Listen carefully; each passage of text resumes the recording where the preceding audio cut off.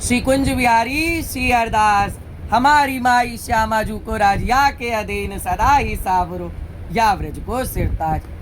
चलिए स्वामी जू की कृपा से स्वामी जू द्वारा लिखित हमारे अष्टादश सिद्धांत के 11वें पद का आनंद लेते हुए उसको श्रवण करते हैं। देखो इन लोगन की लावनी बूझत नहीं हरि चरण कमल को, मिथ्या जन्म गमावनी जब जमदूत आनी घेर तब करत आप मन भावनी, कैसी हरिदास तबई चिरजीवो जब कुंज विहारी चेतावनी।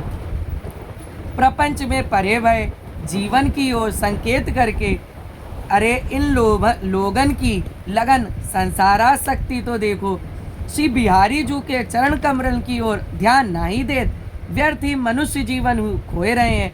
मतलब देखो नाना प्रकार के संसार में प्रपंच में पड़े हुए हैं, बिहारी जू के चरणों को भूले हुए हैं। समझ रहे हैं, नाना प्रकार के प्रपंच में पड़े हैं, ये मेरा है वो मेरा है, धन है कुटिया है, इन सब चीज़ों में पड़े हुए हैं, लेकिन बिहारी जी के चरणों का स्मरण करना ही भूल गए हैं पूरी तरीके से।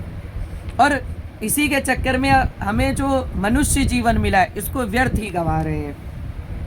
अंत समय में जब यमदूत आए गए रहते तब वे अपनों मन भायो करते।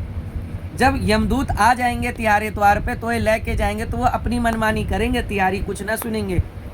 ठीक है, या लिए अभी भी समय है कि तू भजन करके स्वामी जी का, श्री जी का, हमारे बिहारी जी का भजन करके तू अपनी ये जो मनुष्य जीवन मिला है इसको व्यर्थ ना खोए करके या को पार कर ले, तब ही आनंद आएगो।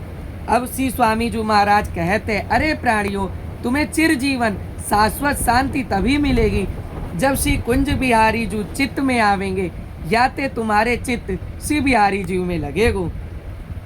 देखो भैया, लोगों को डिप्रेशन क्यों होता है?